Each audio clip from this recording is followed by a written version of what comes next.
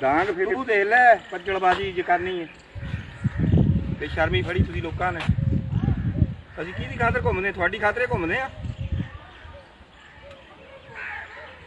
ਉੱਠ ਕੇ ਤੈਂ ਲਾਪਣਾ ਪੂਣੀਆਂ ਬੈਠਾ ਕਰ ਤੂੰ ਹੈ। ਸਾਨੂੰ ਲੋਕਾਂ ਨੂੰ ਅਕਲ ਹੈ ਨਹੀਂ। ਬੰਦੇ ਦੇ ਪੁੱਤ ਬਣ ਜਾਓ।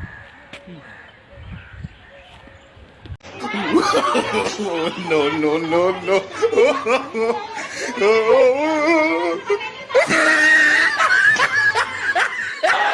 ये तो होगा, ये तो होगा। ये सब कुटांगे। चुप हो जाओ।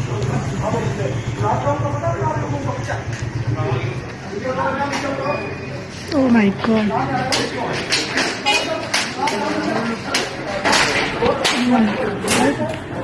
जबरदस्त।